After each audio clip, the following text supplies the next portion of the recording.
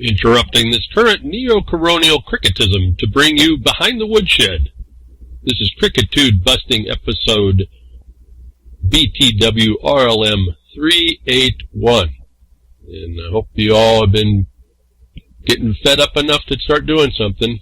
Talking about last week, the week before, the letters, and then before that was actual habeas to relieve yourself from the liberty that's been restrained. And some of you have been working on all that. You're seeing it's not quite so simple in a way. It's because it's unfamiliar, not that it's not so simple. And everyone talks about common law, but when you walk into the writs, then you realize you don't even know the first thing about common law. And so this is a big wake-up call for how little we were all the knowledge we were supposed to have to keep this republic.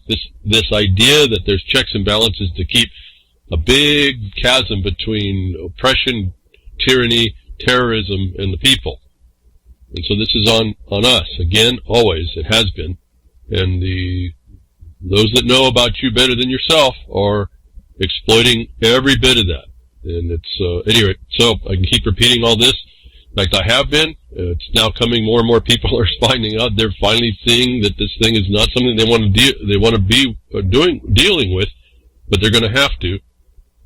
And so you're going to be coming around to whatever you feel the solution is for you. And I'm going to suggest over many decades of witnessing this going on, the society is generally not capable. And so I've been attempting my best to convey at least a path to start you on, to get you in the right frame of reference with the right resources, and then you re-engaging these things. And the only way I can tell you to do that is you find the wrong you want to make right. This COVID gave us the whole enchilada in a way, and it's the line. It's the thing that they're going to use to push over. And yet you have the ability to stop it, as I've been telling you over and over. Now, one thing going from the letters, you don't want to do the habeas, or like all of a sudden your liberties is it is not good enough to keep by learning how to do a common law action to defend yourself. And then I kind of brought it back down. Okay, then let's just write a letter. And then it occurred to me that, and I may have said this, although I want to make sure I make sure that it's said. There's also, you can take the very same information, even pared down even further, which I guess is what come to my mind to make it even simpler, is for those of you, and this is a viable way to go as well. If you don't trust your own knowledge or your interpretation, you can again get the witness from the official that's violating you. And one of the ways you do that relative to this public health authority is to find, again, you still have to do the research, where the due process was required for the declarations or emergencies relevant to an epidemic of a communicable disease. I say it very particularly, these words. Those are all defined, and you need to go find them. And when you find out what they are, you'll start to realize what I've been saying is written right down there that they were supposed to do that they didn't. Then you find the duty and obligation, which is usually in the assessment and certification section, and now you got them because you go look around. Well, then go look and see if whether they did that. When you find that there's no evidence of it, you've pretty much got them. At least you have probable cause to believe it wasn't done. For those of you that want to do another style of record making, it takes a little bit longer, and it actually can interfere a bit, but you ask them, based on the statute that required the assessment and the certification, can you show me can you give me a certified copy of that certification? And that at least starts you down the process to find out. They likely don't have it. I haven't found anybody to present to me when they looked that there was any of that stuff available. And so that's where you start. You find the duty and obligation that's failed, that then causes harm, and now you've got yourself the basic setup. But if you go in through the records request, not just a letter now, but you make it more formal, and you tell them that this is in the absence of the certification, it looks like there's an actionable crime going on. You also send the message that information should not be charged to you. So when you ask for all the documents relative to the certification and assessment, and they want to charge you lots of money, you say, well, then this is relative to finding out whether or not you breached your duty, and that's not to be charged to me. Any charges or other demands upon me, other than the production of that required document, is going to be viewed as a non-answer. And then you take that, even the non-answer now, as your reliance to move forward. And so the point is when you find out what I've been saying about what the due process that was required to impose all this, your check and balance, was the objective basis the officials were supposed to follow, and it's failed. They're derelict in their duty. If I can kick it back to Virginia again, that's what's called maladministration, the very thing that their article, I think it's Article 3, maybe Section 3 of their Constitution says, but the mass community has to move against. Right now we have only maybe one in the United States of America, me, that understands the dynamic of this, and I don't want to, that's not to exalt me. I'm saying that's how ignorant our society is, otherwise we wouldn't be seeing the types of problems that we are in this country. We would have shut it all down as the people. But the people are not knowledgeable for whatever reason. There's no excuse, so it doesn't matter to analyze it. And had we been motivated in the right way, we would have been responding. I wouldn't even have to talk about it. I'd be smiling that we were responding like a well-oiled machine against tyranny, but we're not. And so we come at this one perceived violation after another when every one of us should have been violated up front. And the objective basis of the official action was already written down for us to follow. So I'm offering even one more way to get at this. If you do records requests, it'd be open records requests in your state, because the FOIA is a federal thing. They're not going to do a Freedom of Information Act request. That's federal. Likely it's called an open records request, or if it's not, find what it's called in your state statutes, and you make one of those requests of the local health authority, whether that's the governor or whether that's the public health authority. In a couple of counties I see it's written in the law, the statutes, which tells you it is the county itself. So the county itself is a public health authority, even if they have a delegated authority to someone else, their health department or whatever. And so, but you just track down, this is all going back through the black and white, how this place was wired and how it's been adulterated also is sitting all in there for you to see. But if you follow that, here's the reason why I keep asking you to follow this stuff. I've been looking at 30-something years of people doing it the wrong way. And I've been enough experience in doing some of this and been guided by some people, like lawyers who are no longer lawyers, who figured out that it was injustice on its face, organized crime, and couldn't stomach it anymore. But early on I met a couple of those guys, and they showed me how it works inside the statutes, and when I started doing that, it started to work. I realized, yeah, there is something to this, and the communication line is this black and white they call the statutes. However we decide it may be improper. That's how you have to communicate. It also gives you the line, and a lot of it's not so bad, actually. I've told you that over and over again.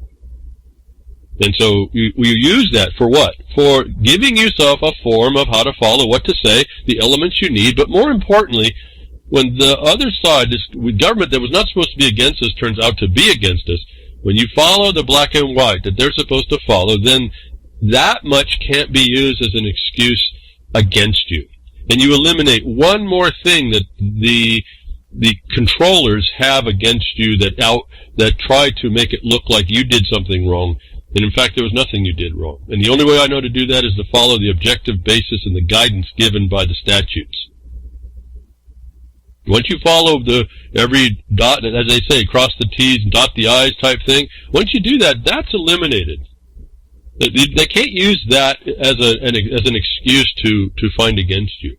And then the other addition is, if we were going through the habeas puts the burden on them in a way and totally different, not the same power, but so does an open records request, where you can show in the statute they're supposed to provide it for you.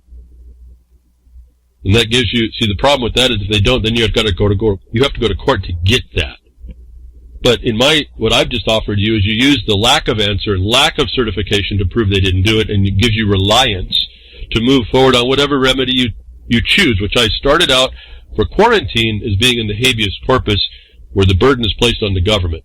You say the very same things, but the burden's on them to prove. Now you get to, all your fielding is whether it is their evasion. And that's crime right on the record. Am I saying this to change the system? Am I saying this to rely on a judge? No, absolutely not.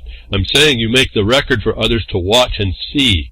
And you start educating people with the clarity of the black and white being violated by the entire government is the way I perceive this is going to happen. Or you put the pressure on them in order to say they don't want to push that one. They don't want to really rile the natives that much. We see in Germany, I understand, they're saying thousands are showing up. You see pictures, and I don't know what 1 million people look like, but it sure looks close. People are just not having it, but they're going in the streets to protest instead of showing that their government was criminals. Why, folks? It's not my opinion. There is no test on the infectious agent. The communicable part of the communicable disease is missing. It's a disease without a transmissible agent. And yet we all cowed to it. We all just laid down for it. And so I've been asking someone that has standing, as I've told you, it's hard to find standing when you don't go to interact with these idiots to become involved. There's not really a right, like I've told you, I don't have a right that gets violated in me at any point. In fact, I better not get off the track, but we had the senseless worker come by. We got the little notice I told you that you should make, and that was conveyed to the senseless worker who went off, just left. So once you put the black and white down, and again, another Timothy on the Twitter, he said he had to deal with a vet pet doctor. Wanted to tell him what the law was. He showed them what the law was, and all of a sudden he doesn't have to do what they were demanding. The black and white sits there as the guidance for all these people that have decided that they are the authority. And it's the only example I have right now to give you. Otherwise, I'd give you others.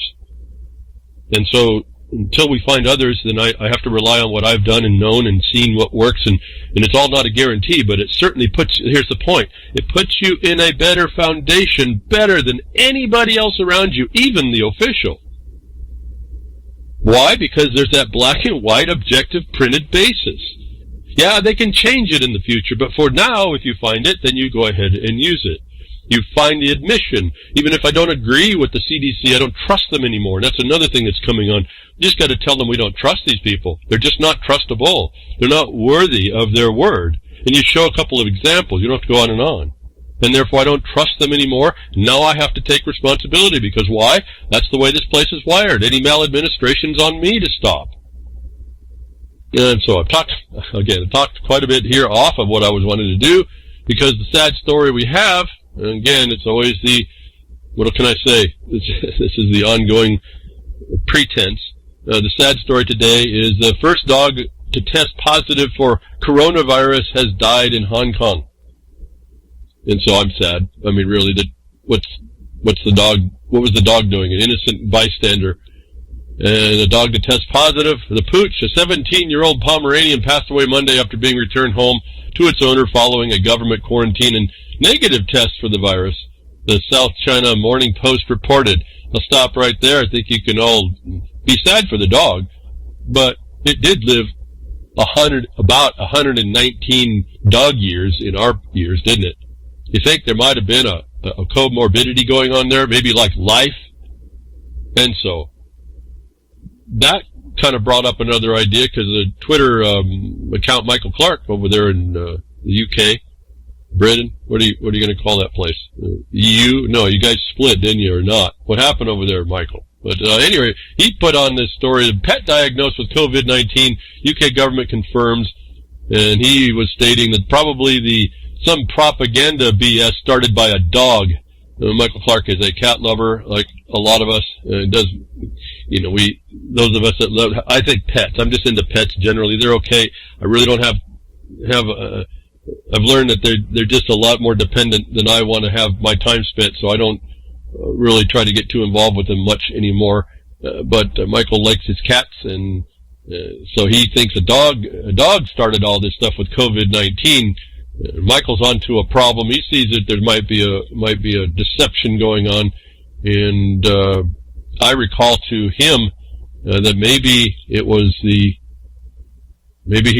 cat actually should have kept social distance between the papaya and the goat, which is a real thing, which brings on this stupidity behind what COVID testing actually does. It's all, again, the point of how you bring out the proof of this stuff. And I'm reminded that Timothy again sent me an example of that. That was that story where the test was done relative to the goat, a papaya, and a pheasant, and the Tanzanian president finding out that the test wasn't going to work. It's not so good. And so Timothy was reminding us again, as I've been telling you over and over, this is a presumptive laboratory test. They just presume it to have, there's no actual legal license given for that presumption. They just throw it on you as well. There's another level of this as well that I don't talk too much about. It's more technical. If I can't get people to write letters in the right way, then there's no sense in getting to the technical protections that you'll need to load in. But it doesn't matter. Here we had a goat, a papaya, and a pheasant. Wonder why the cat got COVID and how the dog died of it. Maybe the tests are no good, right? Maybe the tests aren't really testing for what is going on. Here's the point. It's not the lunacy you see there. It's that when it comes to affecting you have to take that as evidence to show that it's a result. It's not something you lead with. Because there is no test for an infectious agent, their tests don't test for the infectious agent. It's proven where a papaya can get it and dogs can die from it. And if we can have these things dying, then the numbers for death are irrelevant to the actual epidemic and figuring it out. Why? Because there is no test for that infectious agent. There may be a test that bodies immune systems are responding, but that's not the infectious agent. As I wrote last night in another Twitter, the presumption or an antibody is not proof of the infectious agent. Why am I saying it that way? Because when you go to your state statute, you're going to find out there's an infectious agent element to a communicable disease. I'm not talking about papaya there. I'm talking about the failure to certify to the second part of the two-part element equation of a communicable disease. They went on the name and title side. They had no authority to do that. When you don't go after the infectious agent, none of us know what we're fighting.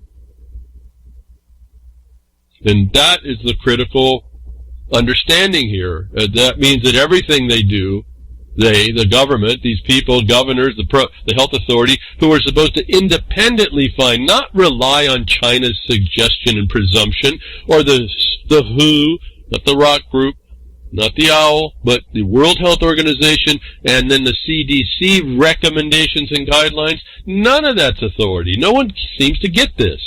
The authority is in the locality that has the duty to find the infectious agent. Not take the word from rumors of wars and the wars that they think they hear out there. Actually look at your own locale and say, oh, there's the infectious agent, and this is how we found it. And so, this is how this scam has gone. Now, the response to all that a papaya can get COVID-19 and a 119 dog-year Pomeranian can die from COVID-19 and a cat can have it and a goat can have it is this nonsense behind people accepting a label is what's killing everybody. And upon that, you're seeing just that. I said, if you see COVID-19 in any order, that's the sole reason for the authority provided for the order, it's a fraud.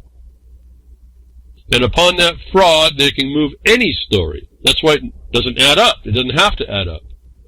That's why the goalpost, you think there's a goalpost, it is moving. Folks, there is no spoon. There's no test. There's no virus yet. We don't know what it is, if there's anything. But they move on this point, and this is what the seriousness is. That's why you're being affected. That's why you're getting, I don't know what you're getting. I wish you would get active, but I don't know. As I think about it, I don't know what you're getting. I hear frustration, but I don't see action from it, so I don't know what it really is. Medical journals suggest a loss of employment for any person who refuses to take COVID-19 vaccine. So they move from a disease to a vaccine. Now I want you to go back and let's look at the specificity of that title. They're willing to take people's employment because that's the preferable way to do this instead of fines and other penalties. Now, absolutely that's coercive. Absolutely there's exactions, maybe even your civil rights. But can it be a crime?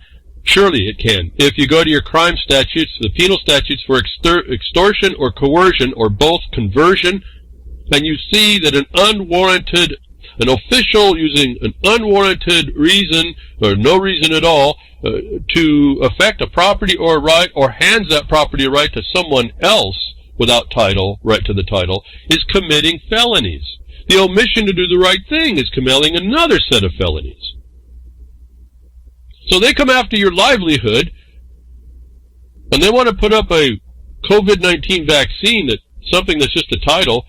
You will have to do what I'm telling you, at least the minimums, to make the record of how this thing went off the track so early on.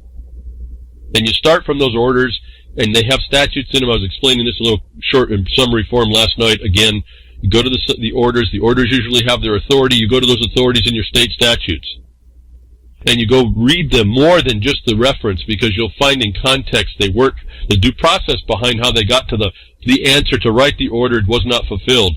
And I can tell you that on the face, because COVID-19 is what? It's a title. It's a disease. It's half of what a communicable disease is. You can't have an epidemic when you just have the disease without the cause.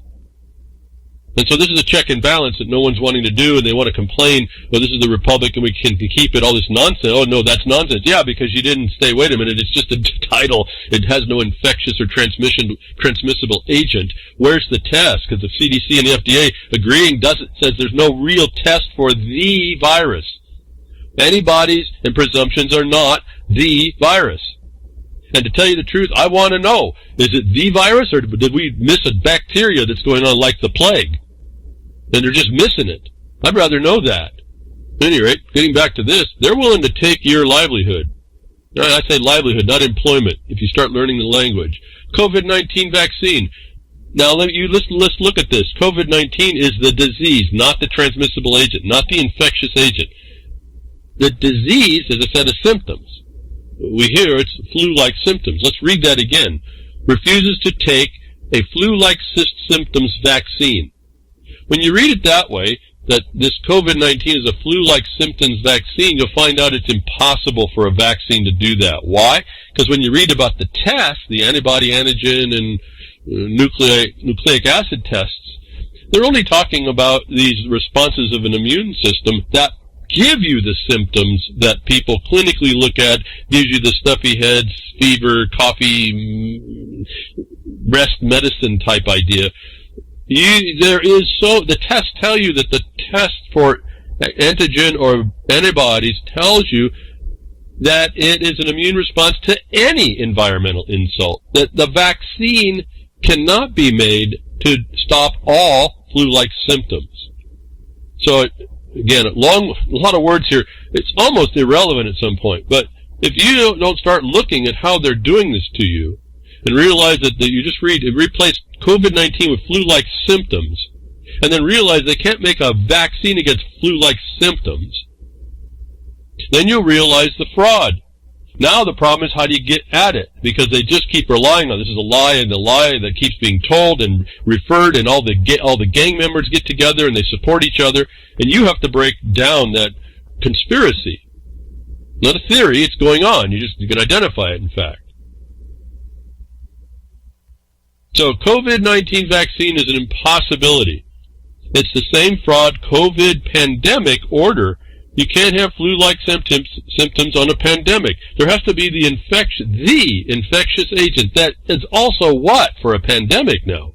It has to be novel, and it can't be presumed. And your local statutes say nothing of presumptions. It says the duty is to assess the condition for something of public health importance and do the assessment on it, and then establish the infectious agent here, to then you look and see what you're going to do to create the mitigation measures.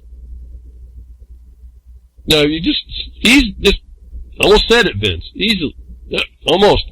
If you just settle down, you realize there's a bunch of chains of authority broken in that whole thing, that there's no way to get to the vaccine, let alone that we kind of claim officially that there could be a flu-like symptom vaccine. When you identify that COVID-19 is a presumed set of flu-like symptoms, then you say, well, that element's only half of the communicable disease problem for an epidemic. I don't have to get to the pandemic yet. I can't have a pandemic unless I have the element of infectious agent.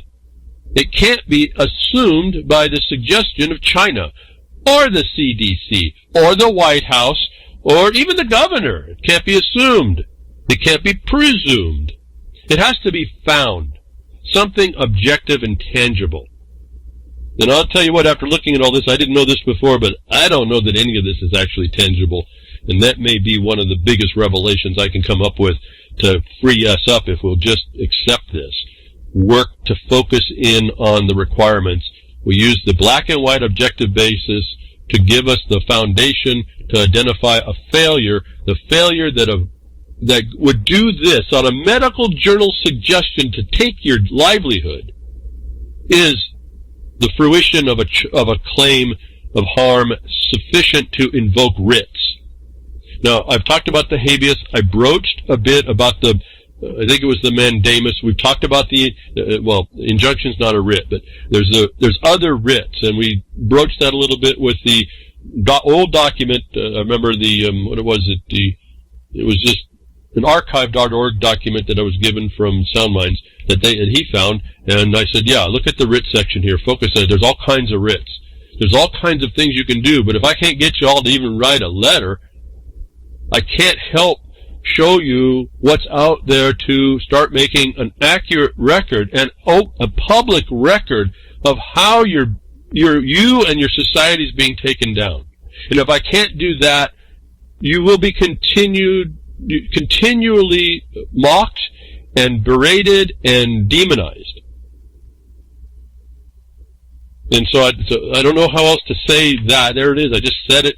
I don't know what else to say about how to make that any more obvious. You're seeing it come down that way, but no one's making that record. Everybody does everything else. It's fascinating to me how everybody goes off everywhere else. They just don't want to settle down. Anyway, so there's a medical journal suggesting that to give you to jump in and accept this vaccine, they're willing to take your livelihood. If I told you that this is coming right in your face, eventually you won't have an out. You're going to have the answers.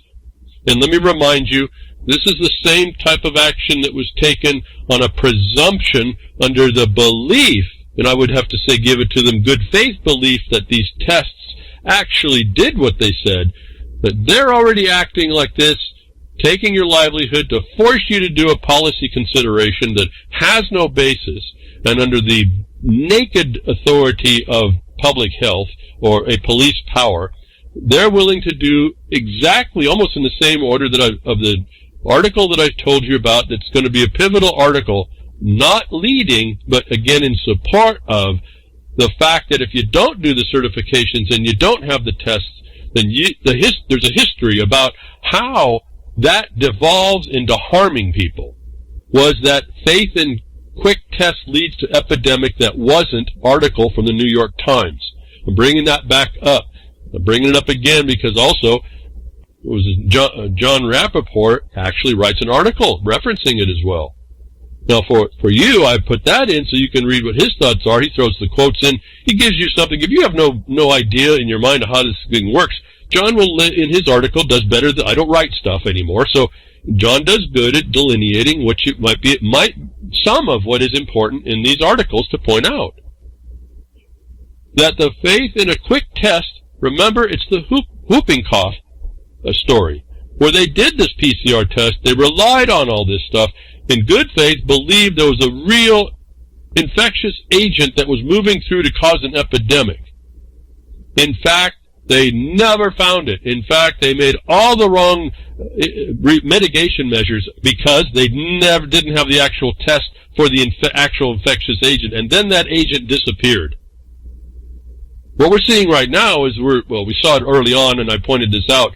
They're utilizing natural illness as a cover to move a scam. It's a fraud, destruction of your way of life. It's not a hoax. This is a real attack. All right, this is a real thing.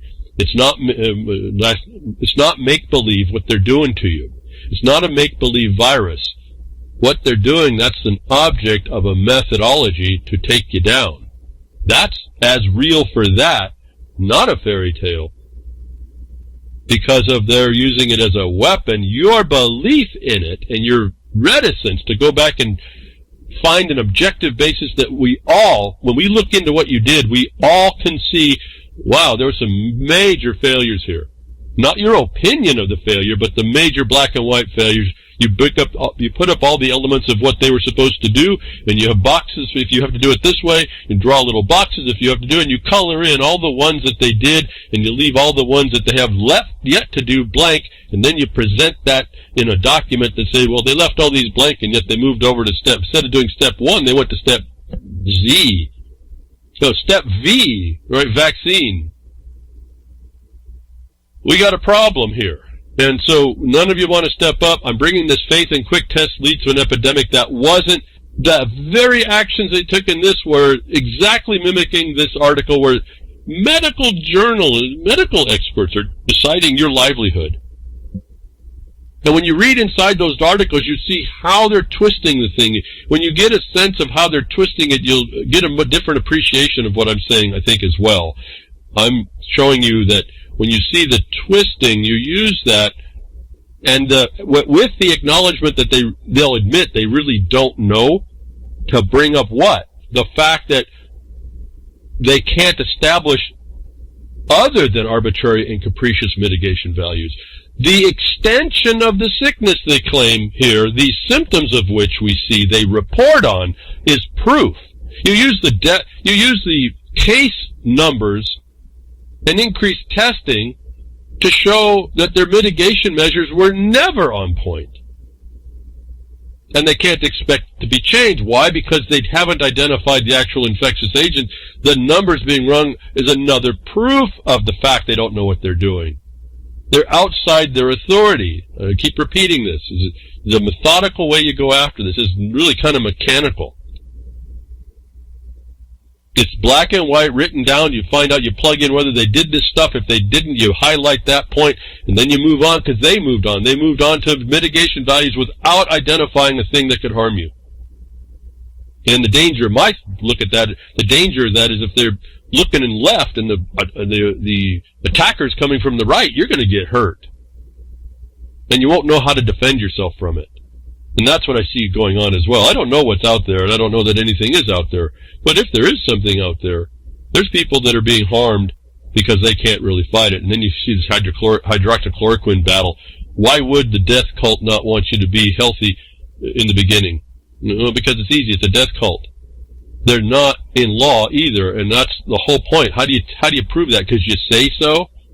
No, you point out that these people that are the caucusocracy in the seats of position, these people that are actually not too bright, actually. They claim to be bright, they claim to be smart, and they're in the sustainable development side of what smart is. They're not too intelligent. And you let them be. You let that nonsense, that insanity actually creep up on take over your life. I don't want to say you deserve it, but let's be real about that part. The faith in quick tests leads to epidemic that wasn't, is what they're doing now. Was why that story was so important, that report on what happened with the whooping cough, so-called epidemic. It's what's happening today. It's what you use when you identify they didn't do any of the things they were supposed to keep us from doing that. The continuing rising numbers and moving goalposts of which is them just trying to cover their fraud, as far as I can tell. Can you understand that to say too? I hope so. I hope something breaks in the resistance breaks down in people to start having an idea of how this works. And so it's a self-inflicted wound, but what does the Senate do? It's like diverting the attention so that you believe someone else has been doing it to you. First of all, you've been doing it to yourself because you're not responsive. Secondly, those that do it to you don't care to not do it to you, and they'll tell you that when you hear this kind of a story. Senate committee, not the Senate, but a committee, moves to allow Americans to sue China over COVID-19. You're going to sue China over flu-like symptoms. I actually laughed when I saw this. However, it's serious because you all think it's serious. You now have an option to go out there that the United States Senate can say that we get to sue China over COVID. Guess what? You're going to sue COVID over a military maneuver that the United States due process would have stopped in its tracks, but the United States government itself was too derelict to prove out? You're going to have standing to sue for that? Well, the Senate just thinking about giving it to you. You think that's even moral? Don't you think it's more responsible to say that China suggested a presumption and our dutiful officials caught it when they did the required assessment and certification, and they could not certify? You think that would have maybe ended this thing pretty quick?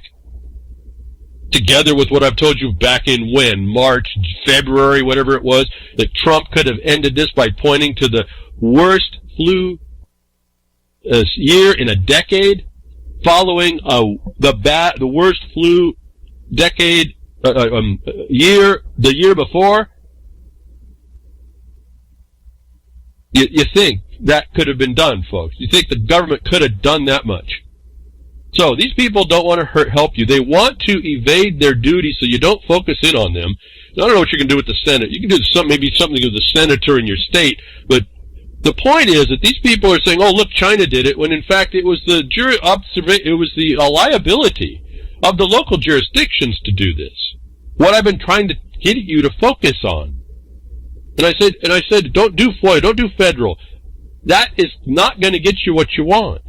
The authority for public health is local. This is really not even a question. Why people continue to question this, I don't understand. When the state started going to the federal, when they lost, it was a big indication. I told you about all that. Moving on, because this is so much to talk about. It actually gets, I can almost sense how it's maybe not understandable if you haven't listened to me for a while. But I can only say what comes to my mind as I try to address the problems as I see reminded by these tabs. The Senate committee is trying to evade its duty, not turn around the Senate. This is your state senators' representation of your state as well, remember. It's as if they're also covering. Let's go tell people they can sue China and give them the right. And I don't even know how these suits would be valid. But anyway, no, forget about all that. No, let's point out that China did wrong, and we won't tell people how we were absolutely derelict and all of our states were absolutely derelict. And if I'm in error on that, all you have to do, and if there's a governor listening or an aide to a governor or anybody in a public health authority that's secretly listening to this, just produce the actual certification for an infectious agent and explain in that certification how you found it. Why you have to do that is because I'd like to know how you found it, because the world doesn't know how to find it. I want to give you a Nobel Peace Prize. Okay, well, I won't be able to do that, and they're a corrupt organization. The point is that you would really do something if you're that kind of you were serving the people. But none of you have been. So I could stop right there. Until I see the evidence. See, folks, there's no trust. I don't have, as a free man or woman, once our trust is broken by those that thought Hiccups could do anything, that was the check and balance. Okay? It's over. It's broken. You don't have anything to cow to. What I do tell you, you do have to follow, is an objective basis for how you're coming to that determination. That's not only for you, that's also for everybody else. It doesn't matter if anybody else listens. It's your record for you. But so Senate moves to point the finger at China when the Senate, the senators, the people in the states are deflecting the responsibility, the dereliction of their own states to do what they also should have done. This is how I got out of that story, whether you did or not. I just go through this stuff. Another failure of the COVID diagnostic test. This is the article you need to read, and John will lay out for you quotes within the article that become important. It's not just what I would see. It's not just what I said, but if you need someone else to hear, let John guide you a bit on that article that was showing if you put your faith in tests or your presumption, your assumptions, and don't actually get the tangible, I don't even want to use the word science because I don't even know if we can do that anymore, but you don't actually see the thing or know that what you're doing is taking, and then run that through the science. You now have to run it through the science to prove it. What's that walrus, the Koch principle, right? That we go through, we got with axioms to work through to, we believe, prove out to the best of our ability that something is really a causative agent and transmissible. We prove all that. That's what that certification has to show, see? And if we did that, I'll tell you what, if we did that and that was all proven out, what would we say? See, that's the objective basis. There's no opinion there. We could all be wrong, but at least we'd all be wrong with a basis for us being wrong, and the good faith reliance, which we do not have now that they may have had in the whooping cough non-epidemic.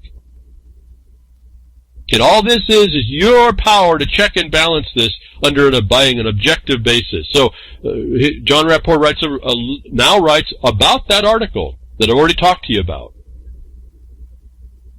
And, I mean, John's another guy. He can put this stuff together too. He tends to just want to write to you about what the magic is about the magicians, which is fine. But like I said, there's nothing more to discuss. You're now being hurt well and enough. The courts even said they're looking to see how this is going to work over time. You now can speak to every bit of it. You have been able to for months, but again, the desperation I see in people, that is the evidence of the harm. And that's not to say this is maybe the only answers. A lot of this you can step back and don't put your kids in school. That's one less thing you have to worry about. Stop the schooling. I don't think that's any value. They got it. The schooling got us here, folks, from what I can tell, to a dysfunctional society. One that's not able to, is not educated and not vigilant and not knowledgeable in the remedies that they would bring to bear. And Virginia, again, the highlight of this is Virginia's so-called Second Amendment fight. Sanctuary city thing. That was it right there, the example. The real example of how the people failed and how close the people were to fixing it. That's very, I still get kind of excited about, look at how we were able to come together and just say no and come together as a bunch of communities, and then we walked again, if you will, to the steps that the Constitution says, the government that the Constitution says was established, and we failed to bring that document in, and we failed to lay it on the authorities' desk and say, you're out of here, here's how, here's why. Or, here's what you have to do before you're out. And no, we didn't do that, and we're not doing it today. Then keep moving. So read John's article on the faith in a test that caused an epidemic that wasn't. We are doing that again. So that's willful and knowledgeable because they know that can be a problem. I told you this before. I've said all this before. And that I have to repeat it. I get that. I understand the repetition, but I really don't know what else to say to y'all to try and, if I can't get the motivation to defend yourself, I don't know what to say. I think it was a Twitter that said, like, Maya Angelou, something about something you have to say that stays inside you, that you bear something inside you, is the worst agony. No, the worst agony is someone, in my intention to help people protect themselves against a harm that they are suffering, and they don't listen, seems to be, to me, the higher agony. And so, moving on, where this thing goes, it kind of started off ahead, but they're having a COVID vaccine. They want you to do that. Maybe you said, well, what vaccine? Yeah, right. They're still working on it. And they didn't make one for SARS-CoV-1 because of the way it works and what it is. What they're doing is new technology now, but here we have the heads up for all you all, that they're trying to extend what they did against children and the immunities they gave to companies to make vaccines to harm you. But their product data sheets say that. It is not even a question. I don't care whether or not thimerosal does it or not. It says in the product data sheet, and at least all the ones I've read, says that one of the potential harms is death. Now, how that is a higher value to people individually, I don't know, but they've agreed to it all. And so that's what I'm looking. I don't care how you got destroyed. That you can get destroyed becomes the need for my consent. And then you get to then do the other things. Well, even if you have the authority and you said you needed 70% compliance, how about if we wait till you can't get it? And that's what they're talking about in these reports, that only 40% is agreeable. They're going to have to coerce and extort the rest of the percentage from the rest of you. And even there you're going to have a say, because, well, until you do get the last one that finally kicks you over to 70%, don't talk to me. And then we'll revisit this question. Does any of you have this kind of a fallback plan of defense for yourself? I told you before, if they had a 95% vaccine rate, remember, I think it was in California, and they have the 95%, or they claim to have it, and they wanted to focus on the last 5% was extortion? Why? This is the same argument of going through an injunction. Well, we've complied with this invalid order. We're wearing masks. We're keeping 6-foot separation. How can you impose better, more, harsher? And the courts would come back, you're right, we can't. That's the same thing. You said, the government said 95%, you've got it. Why are you still beating on me for it? In this one, they're saying 70%. It's all fallacious, but I'm trying to tell you, if you even sit inside the thing and wallow in the nonsense, the insanity, the harm that's coming on you, you still should have fallback positions if you have any responsibility to yourself. But and this is why AstraZeneca to be exempt from coronavirus vaccine liability claims in most countries.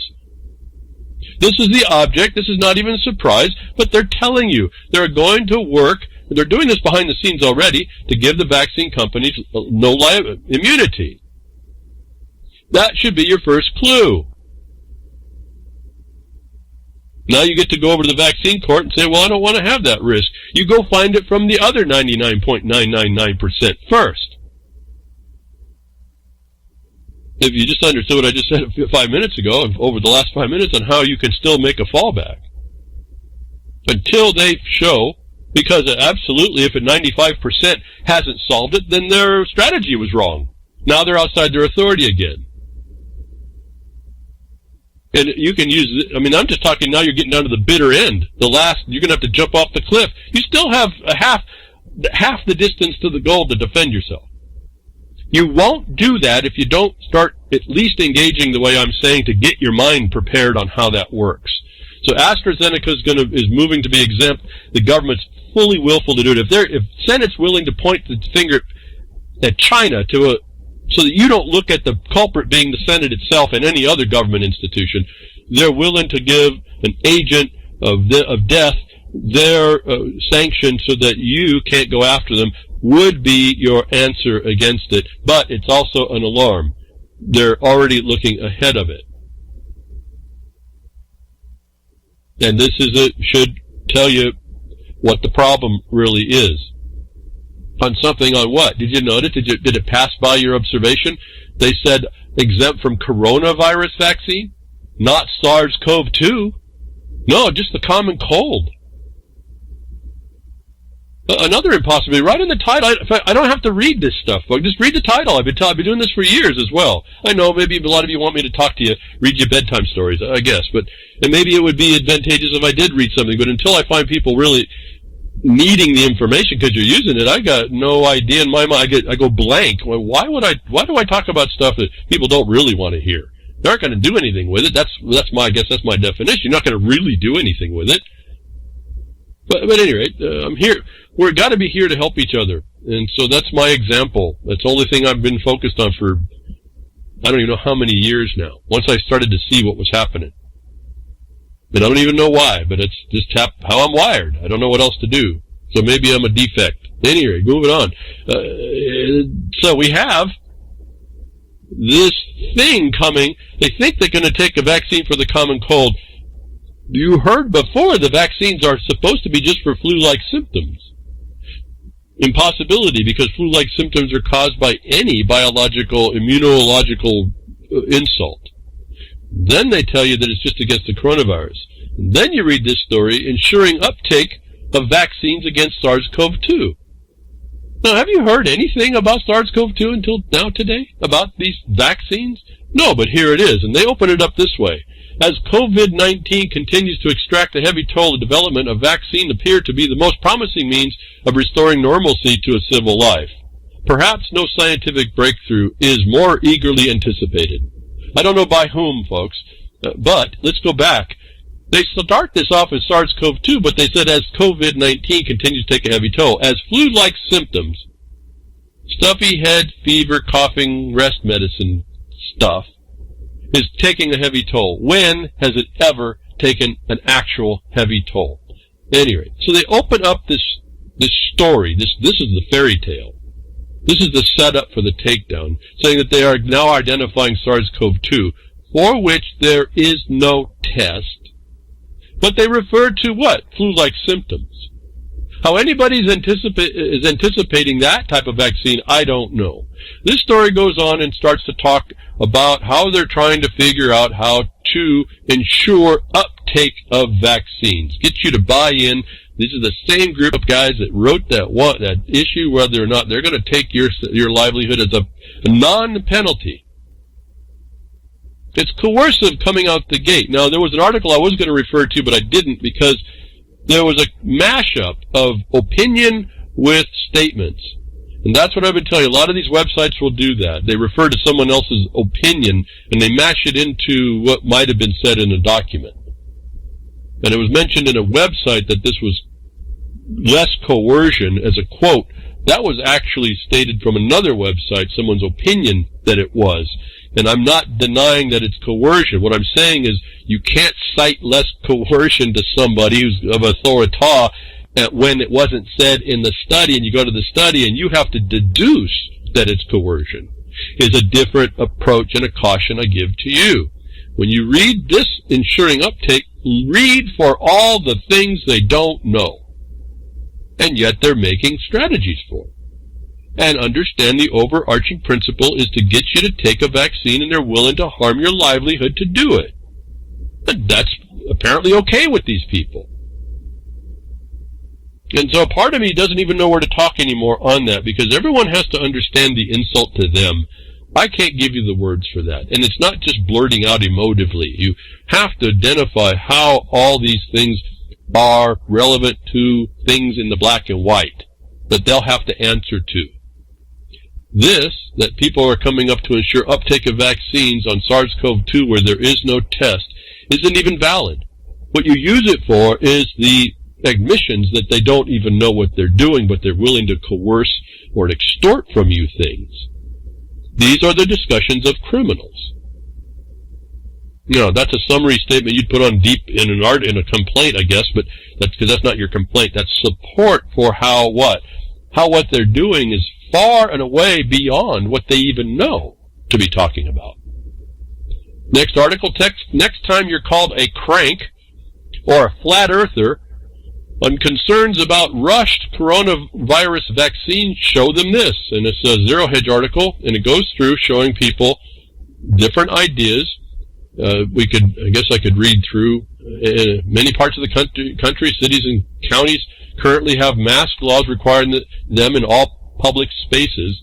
Given that over the past few months the race has been on to develop a fast track in coronavirus, the logical next step will be that students and employees provide proof they've received the vaccine before returning to work or school. This is already happening, coming up. And naturally, we already know this, but this is what's coming down after the fact. Naturally, the idea of fast-tracking this process, also amid a deeply political charged climate, has people concerned, and they should be, if Bill Gates' latest appearance on CBS is any indicator of the things where things stand.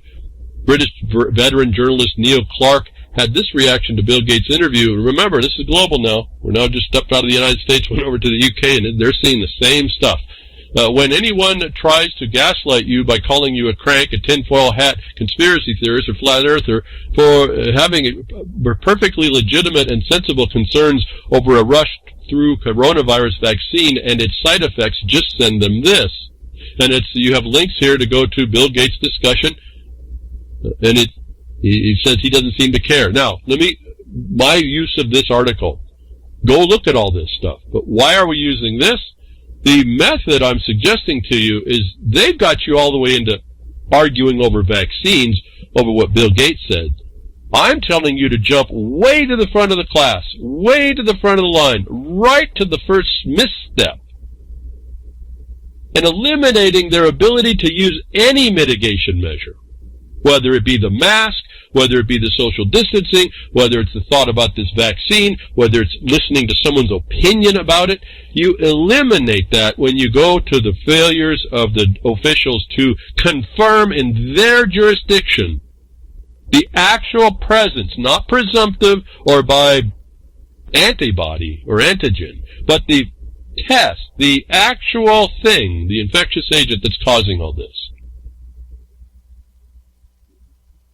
Okay? So you use, again, this Zero Hedge article will tell you the people that are being referred to as the experts I guess we have a medical doctor in Gates as well. They don't care. Of course they don't care. Plus, he's also part of doing a so-called philanthropy, which is it's a money laundering scheme to do more profit, it seems to me. But I don't want to get not into all that. Doesn't matter about that. Yeah, these people are criminals. Where are you going to step up and stop them when their gang outnumbers you? You better be, as their gang is coming in on their boats, you better have figured out a way to drill a hole in that boat so that they sink before they get to your territory. Is that does people understand that analogy? I don't know, all the analogies that come to my mind. That one came out. You're going to have to get and do some work to stop them before they get to you and make it like it's viable what they can do. That's what again, if you understand the stepping through of the process and the problem.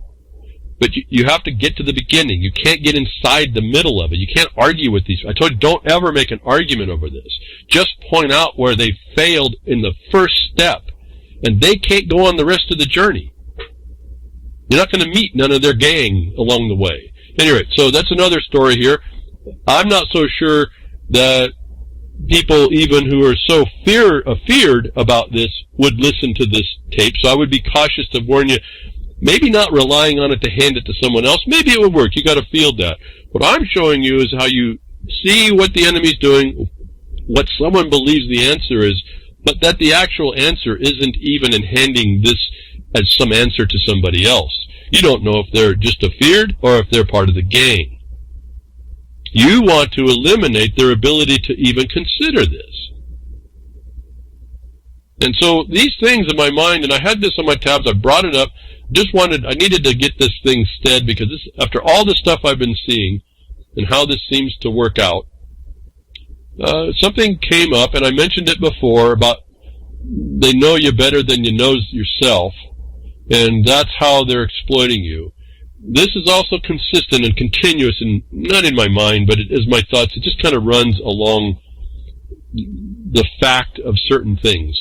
The fact of how well, whatever you consider this document, the things that are laid out in it, no different than the Silent Weapons for Quiet Wars. The way it's laid out, when you have at least what eyes I believe you need to see, it lays out what's happening, and it's consistent with that. You start finding out that all this has had to been written, and we can take counsel of it and understand what to expect. And this is part of what information are you given and what you give away, what part of the deception do you aid and abet, even without your knowledge, and that's partly how you've been deceived and don't know. Shows me, like in this other one, you may show people, oh, look at this guy doesn't care how he's going to hurt you. But see, that you even considered he has a say, gives it over to discussing whether or not in someone else they have a say. Whether or not you agree or disagree doesn't stop the problem. Going locally to the people who failed you, who took the suggestion of a military enemy, that you have a disease that's going to destroy your economy, and then you allow it, you make it so, when you had every check and balance obligation and duty to not let that happen, seems to be the better option than to decide whether or not Bill Gates has anything to say with someone who's feared that what Bill Gates has to do will save them. But this brought up an idea, and not the only place, just something I wanted to read. Masses led by lies. And I just didn't drop into the document. It's out of the protocols of the learned elders of Zion. This is a document I read. When I read it, it took me about 3 days to read it. And what it told me was devastating. This is the document that kind of shoved me right down. It did. I don't want to go over it because I've still got some thoughts about this. Some discussion in my mind about the revelation of the method. I think it's being misstated in the way people conceived it who made that up, but this is the part of the revelation of the method that I've been hearing. I've heard it before. I didn't do too much analysis of it. But the object of that is to demoralize you. Reading this document did that to me. But there's something inside us. There's a spirit inside us. And I can just tell you, I was just driven to the very depths after reading this document completely. This is where I got the idea that there's people out there that know you better than you know yourselves. They certainly knew me better than I knew myself, and I didn't even know some of the things that they might know about me. But once I was exposed in the things they know about me, I said, well, yeah, that's something that's in me. That's something I didn't even think about. And so this document was a real deep driver for me. Interestingly enough, and the inspiration for me was I came back out from a deep depression. I don't know if it was like psychological depression. It was just this reality, the weight of the world and the control and the absoluteness of this thing came on, the realization of that revelation. That was like the revelation of the method right there. But guess what? The revelation of the method requires that you stay destroyed.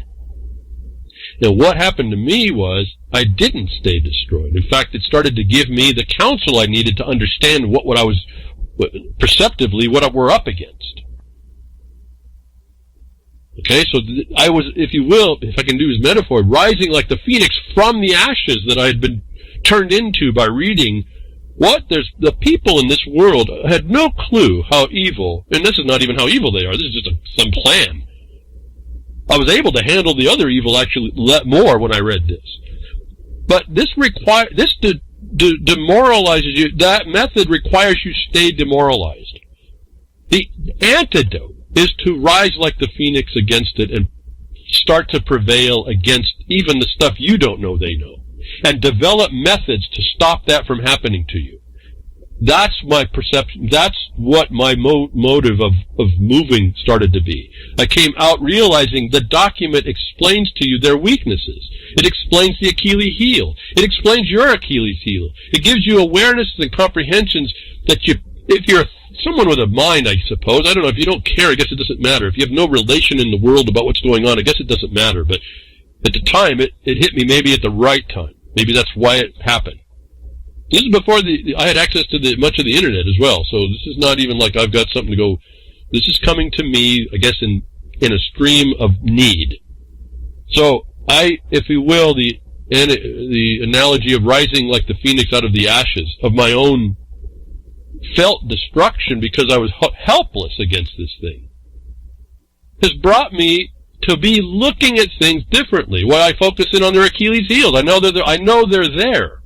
These people are not infallible either.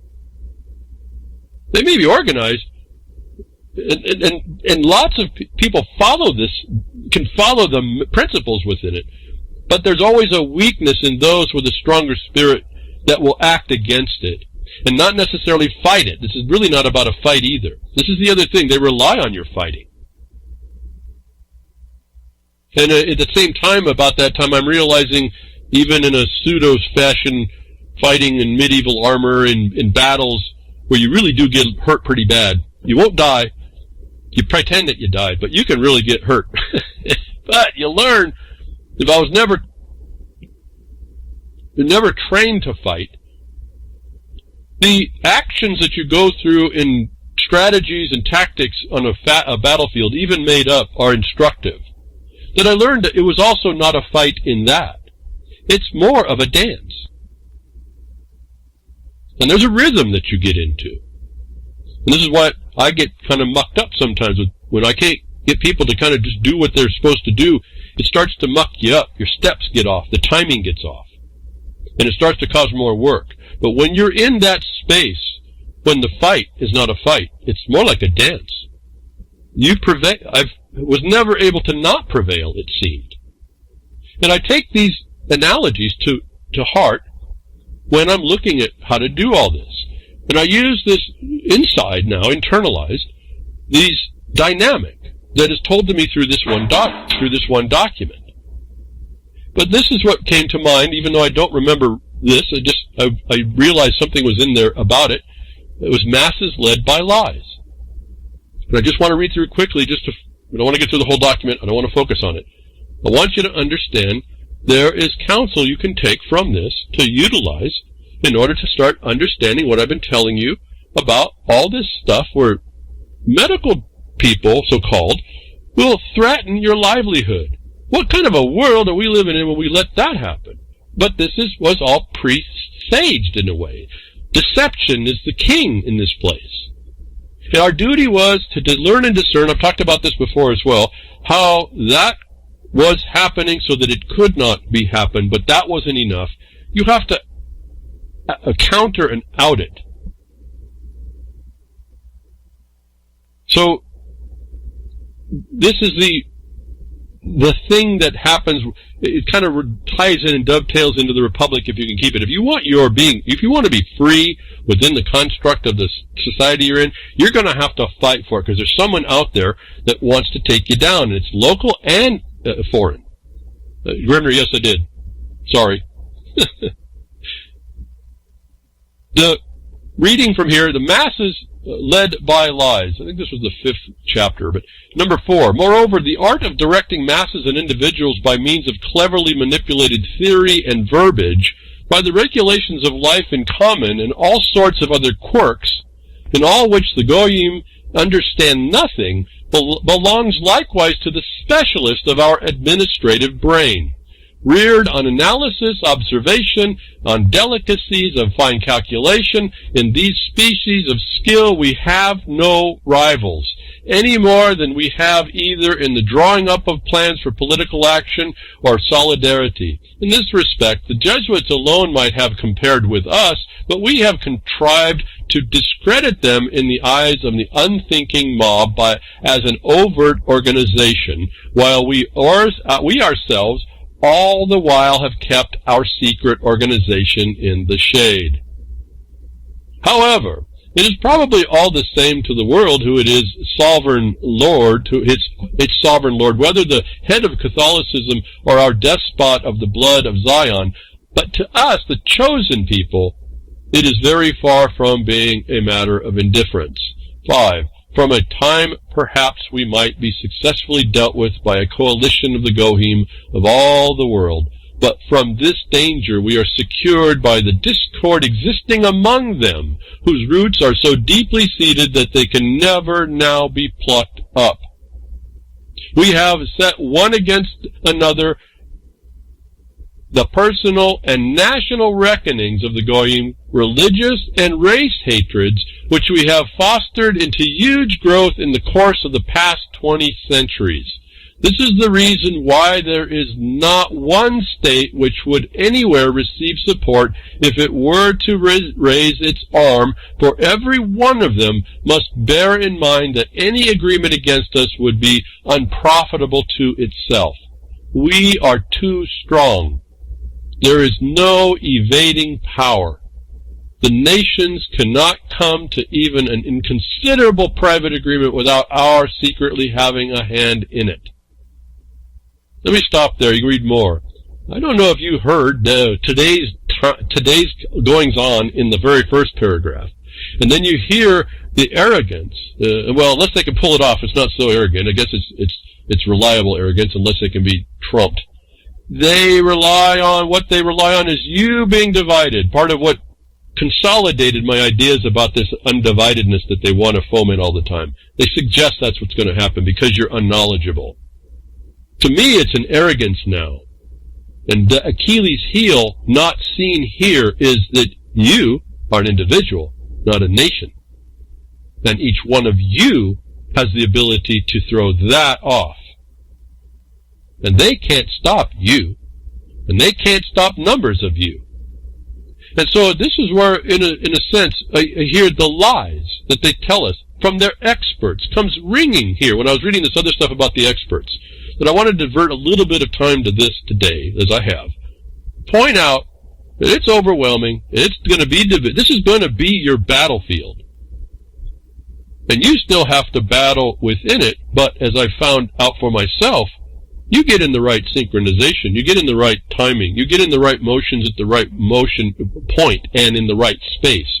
It becomes more like a dance. This is not a fight. This is how we're going to dance through the battlefield, and they're going to stay away from all the things that they have said they have control over. They don't have control over you unless you believe it. You're seeing the reflection of what they do through experts and what experts say and what they propose to do, and then you're silenced to fulfill exactly how they have the control here. Anyway, there's a whole lot that we can talk about. It will be more of us understanding ourselves and where we fall short and how we really have the power to change it. We can be subsumed by the people's thoughts against you, or you can say it's not going to happen to me, and not just say it, respond that way, because these people mean to harm you.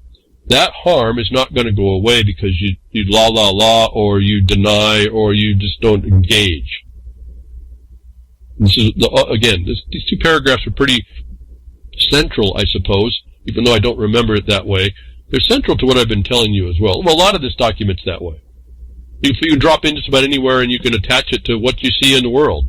So whether or not, whatever you believe about this, there's counsel in this document. It talks to the destruction of you and your inability to fight it, but it talks about it in ways that if you listen to the specificity of your relationships to what they are destroying, you are separate always from it. That is then frees you up to take the action you need to take. And then the only other thing I add to that is, so I started looking for these things that they make it very hard for their control structure to actually control. You hear me tell you that when I say the habeas throws the burden on the government. That's one of those things they can't control. There may not be very many of those things. Like there might be for a mandamus where the judge has a decision. The habeas, the burden's on the government, or whomever the one restraining your liberty without warrant is. And so, again, there's so much that goes through my mind. I want to say, these documents can help us.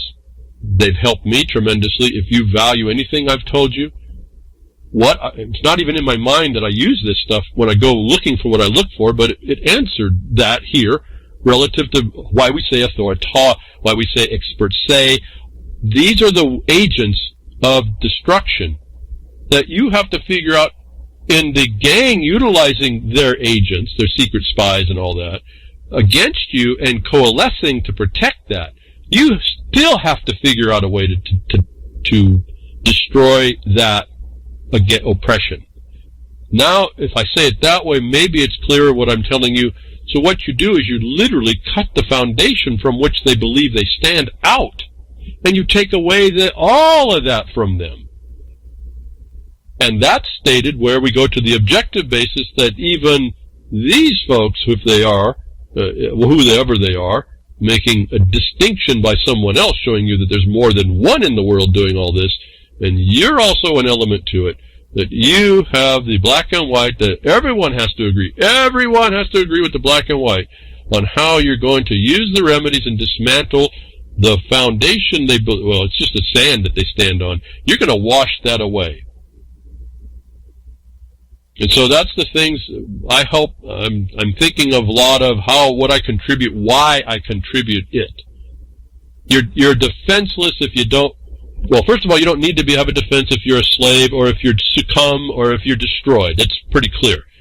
If you defend yourself, you're going to have the tools to counter things that the unknowns to you. You have to deal with those. They built their house on sand. You can wash that away. And if you can't do it on your own, you become the example of how to start washing away your corner. Maybe someone else, I would hope, would step up and do another corner. And it may take more of us. Like it says, the mass of the community, why Virginia was so important. And so we move into that document, into this story. Israel Defense Ministry launches COVID-19 voice test for Americans. And I want to remind you of the connection between all this and the political Zionistas that are going out there and who's starting to run the technological control and who's being resorted to. And we look real carefully here at this thing. This is an older article. I couldn't get to it till now. COVID-19 voice test is a flu-like symptoms voice test. Now this still, again, they're probably using AI and all this, but this is going to the Israeli Ministry of Defense. That's military. Globally, they sell this stuff as products. has launched a project to analyze people's voices and breathing patterns using artificial intelligence in order to determine if they have COVID-19. Let's stop. They determine that they have what? Flu-like symptoms. Not SARS-CoV-2, not even coronavirus, not even the common cold, nothing. Not a bacteria, not the plague is a bacteria.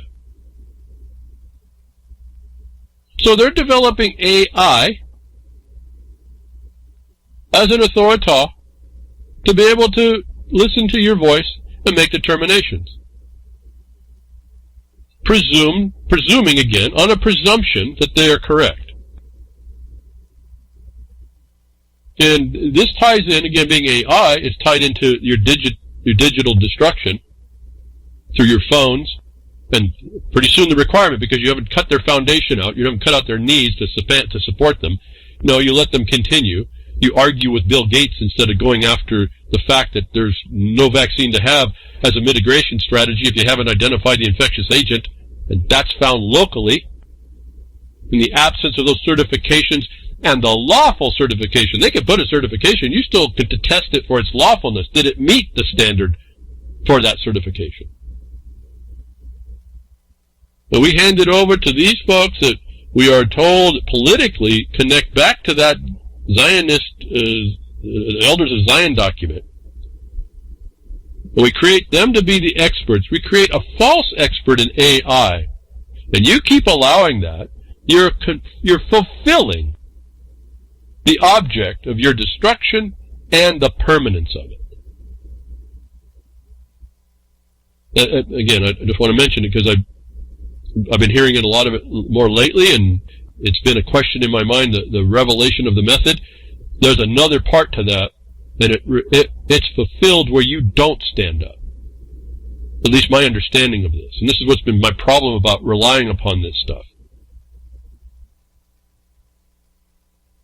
The protocols told me, you don't know, you are really will not prevail. And then I recognize that they are not all powerful. And it's determined by your independent will.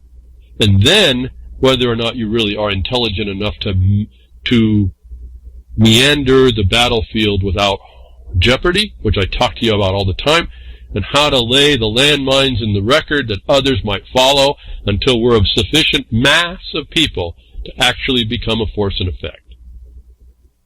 And I'm going to repeat this is the only way I understand to do this. You go to the objective basis, everyone, even these sinister types, have to follow. And you show where they failed. And I don't mean in a small way, because they've got that handled. I mean the big links that are supposed to happen. There was no assessment done, or the assessment didn't find, then there's your answer. If they couldn't certify to an infectious agent, there's the answer. If they claimed to certify but didn't record, there's your answer. You force them to make the record, which they can be hung upon. Will that hanging happen? I don't know. It depends, I guess, on how good you are. Some people are a lot more lucky than I am. I have to fight every inch. And I have a suspicion maybe the ones that look lucky are just the false trail. But anyway, that's not for me to say. So my battle seems to be every inch is won every inch. And a lot of that I see is because there's nobody to help. So that's my perception. Some of you that have the gift, and you bring this thing through, you might be able to push it right through where I'm still scratching. I don't know. But we're not going to do it by having all the wrong ideas or succumbing to the very plan that was set up before you and staying in that destructed mode, in that destructed state. Again, Phoenix is an interesting problem. But anyway, if you acknowledge the rising from the ashes of the destruction, that can happen. And you can. And I guess you must. I guess you don't have to must. But if we don't, then the method was successful against us. And just talking about that rising is not doing it. Being destroyed in the ashes and complaining about that is not countering the destructive force. Again, the objective basis of which is written down in these statutes, which I've heard lots of people condemn. But in fact, they may be the last and remaining vestige of an objective basis, the real law of war, by which we can move through and make a record even of where we see these guys here, the Israeli Defense Force, will make every excuse for following anything like international law or customs or traditions or anything underneath another style of fiction. And until people rise up against that, that condition, that is going to be in the world. I don't see any of that different than the destruction of the people of the United States or the UK or any other country. Moving on here, got to get lost in some of these thoughts I start to think about. Again, local to anybody, you've got to find your statutes that delineate the black and white line that was supposed to be followed by the official, the failure to follow of which was sufficient enough to cause due process violation, a lack of notice, a lack of ability to know, to create mitigation measures, and the harms that the acting without that certainty, that certification, has caused, is how we each approach this. Again, John Rappaport, Black Lives Matter, trouble in COVID vaccine paradise. He'll explain again how this is working out. National Geographic headline, July 17th, more than half of the black-owned businesses may not survive COVID-19. COVID-19 shutdowns have pounded black-owned businesses particularly hard. Research at the University of California, Santa Cruz, and a report by the National Bureau of Economic Research found that 41% of black-owned businesses, some 440,000 enterprises, have been shuttered by COVID-19 compared to just 17% of white-owned businesses. Ignoring for the moment the fact that the economy of the entire country has been sent off the cliff, does Black Lives Matter care about what's happening to the black-owned businesses? This is trying to explain how they put up another thing in your face, another divisive tool to keep you from focusing on the point. I go back to the very first part of this, COVID-19 shutdowns. Flu-like symptoms shutdowns is not a valid authority. And every one of the orders I've read by every government and everybody everywhere points that out. When they talk about SARS-CoV-2, you'll look and see they're tied to no test, ultimately. They just talk about it. They just keep talking about it like it's actually there. And yet, how did they know that? The local jurisdictions require certification of an actual infectious agent, not the assumption of a presumption from China, or from the CDC as a guideline or a recommendation.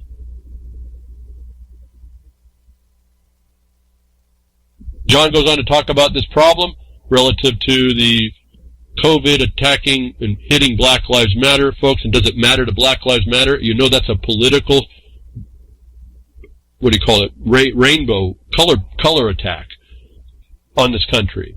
Number 2, he writes, trouble in the vaccine paradise. Aside from the actual fact that the vaccines are dangerous and ineffective, which I've been proving for 30 years, so he's been writing this and he's one of the guys in this that's been looking very carefully. I highly recommend his work.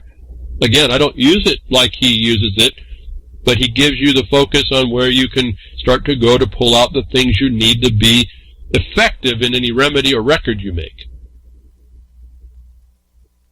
Aside from this, and the fact he's been looking at 30 years, the mainstream COVID vaccine narrative is breaking down badly. Headline, San Francisco Chronicle, July 17th, with coronavirus antibodies fading fast, vaccine hope fades too. This is what I was telling you before. He's acknowledging to you in words you can read, without the impetus, they're not going to push this through. I say kill the impetus from the beginning. Then you don't have to worry about it fading. It never was.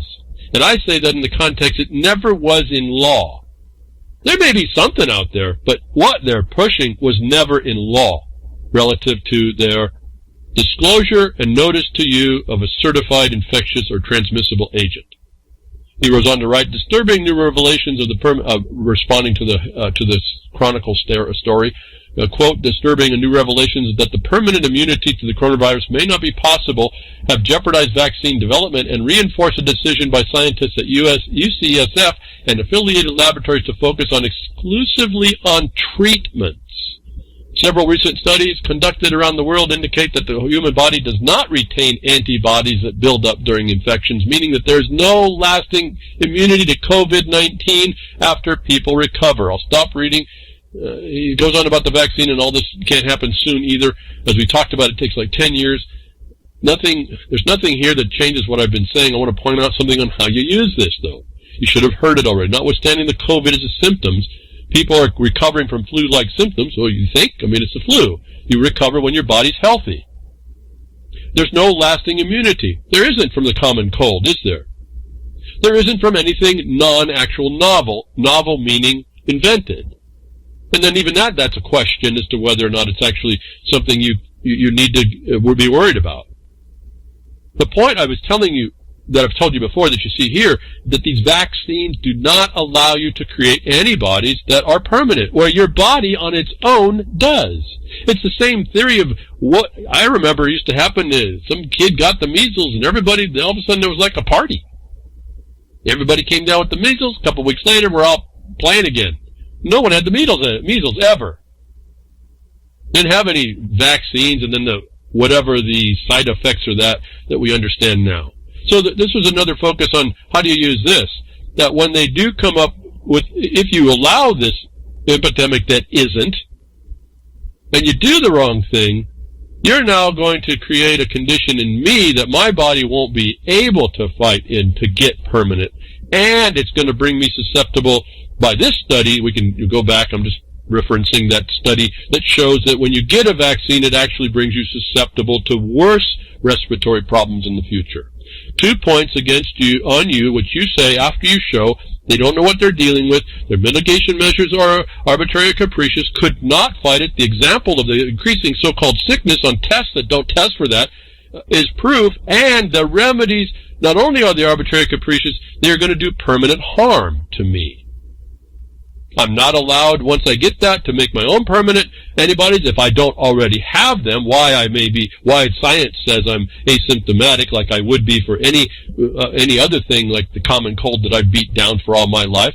You're taking that away, and now you're going to instill in me a continued and repetitious association, which is a violation of the Constitution. You can't do things to force me to associate with you. I'm bringing you back where? To fundamental rights or harms, all based in what they're talking about relative to what they think they're doing in these vaccines. And I say that because you're going to have to go to this extent, whether you really want to or not, whether you want to blow this off. When it comes down for you to make that decision, you better have what I'm saying in your mind in an ordered fashion, actually something in a bag of law. You just open it up and start pulling your sheets of proof out in the order that I'm saying relative to a habeas, because that's going to be how you actually talk. Whether you want to go any writ, you'll be doing the same essential thing. The only distinction seems to be who has the discretion, if there is discretion, and who has the burdens, and what you have to say relative to each one specifically. They're all pretty much the same ultimately, though. No different than that letter I told you. Or based in this finding and research of the statutes failed, where's your certification as a open records request to start you off if you're hesitant because you think you need more proof. Go ask them for it.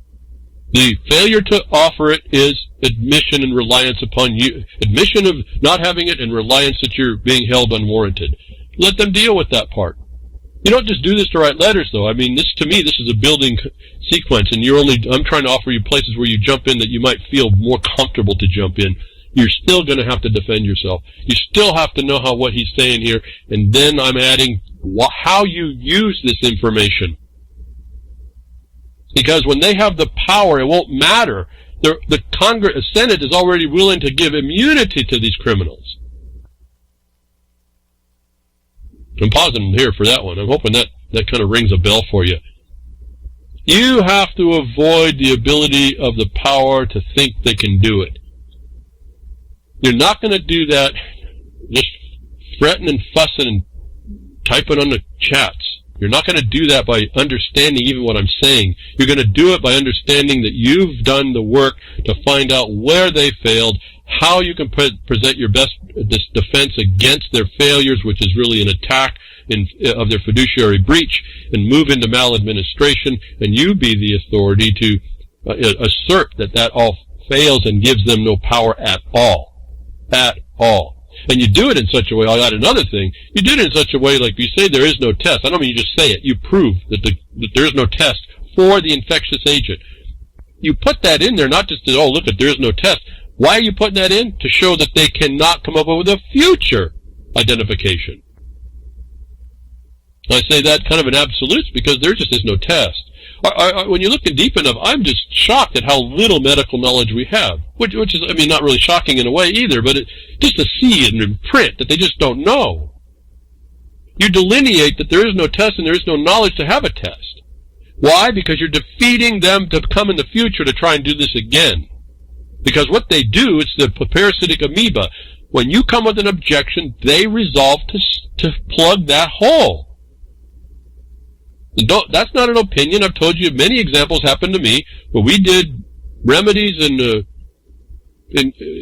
courts where black and white said that there was an avoidance, not evasion like the Senate wants to do, avoidance, lawful avoiding of a consequence where it was improperly imposed.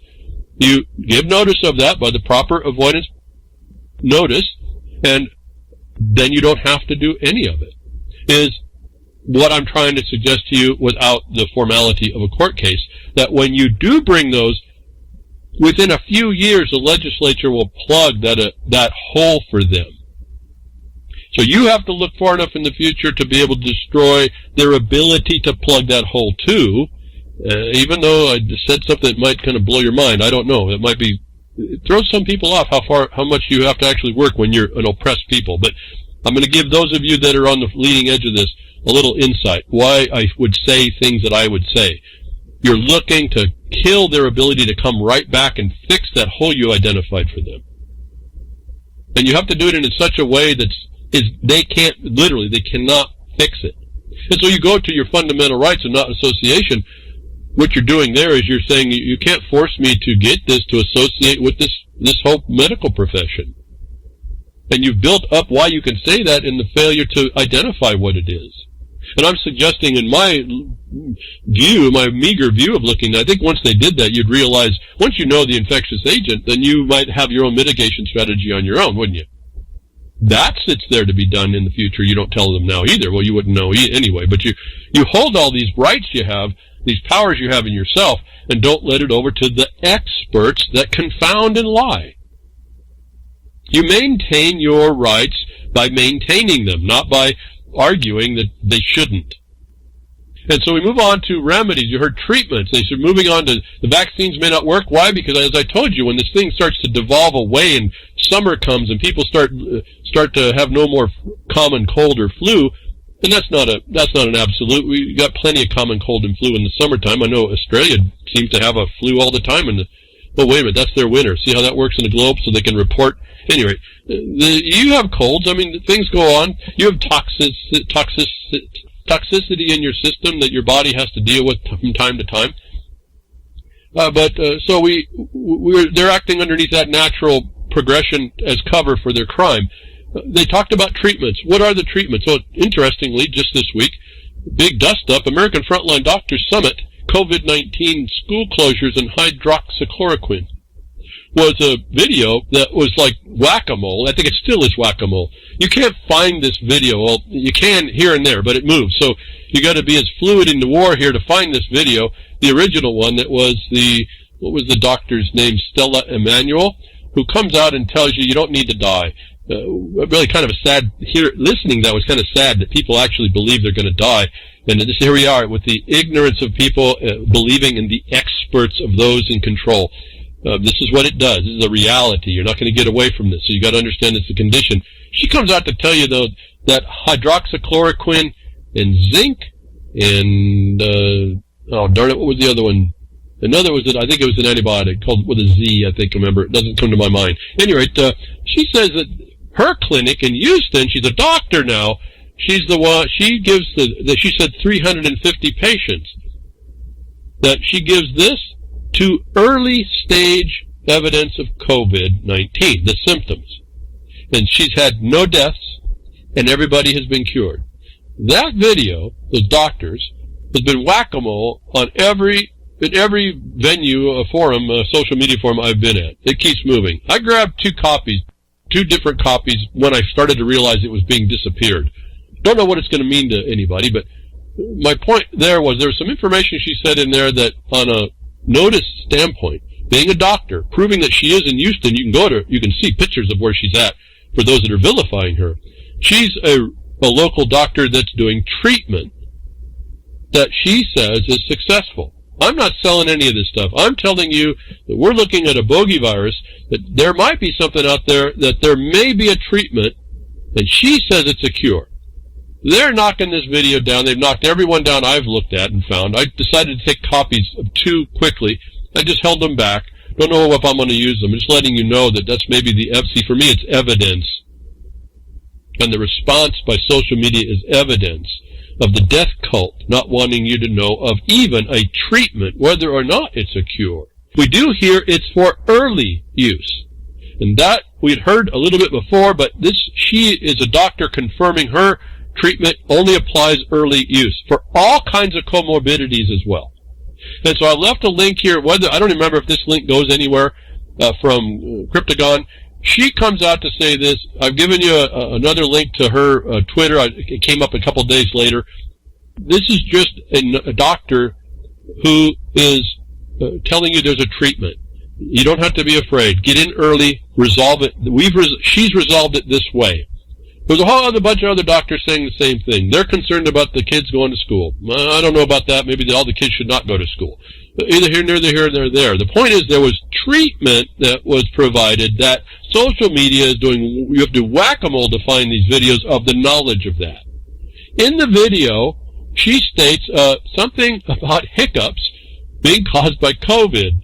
And when I heard that, I literally sat back. I said, is this a scam? Hiccups by COVID? And guess what? Persistent hiccups is an atypical presenting complaint of COVID-19 from the NIH Gov site. She was right. There was a case of an older guy come in with hiccups complaint, has other cofactors involved. It wasn't treated by her, it was treated somewhere else. They provide only hydroxychloroquine to stop the hiccups. He tests positive for COVID-19. Put that in air quotes for your mind. And again, he had flu-like symptoms. They put him on hydroxychloroquine. By the end of the week, I don't remember the details. You can read it. You'll get the link. He walks out of the hospital. He's cured of hiccups caused by COVID-19.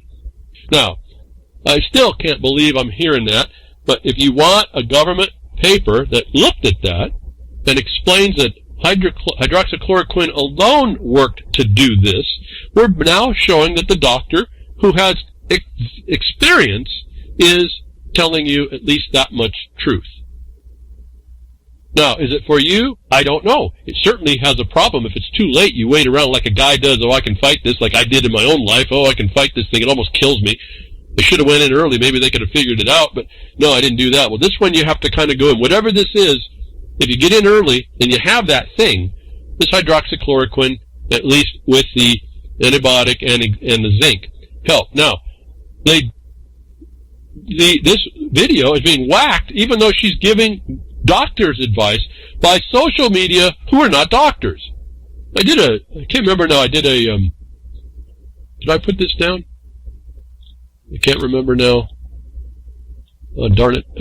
Somebody was arguing against this doctor, who's just a journalist, saying that her information was no good or something here. I can't remember now. I don't have it right in front of me. I think I have the link, but I don't have the citation.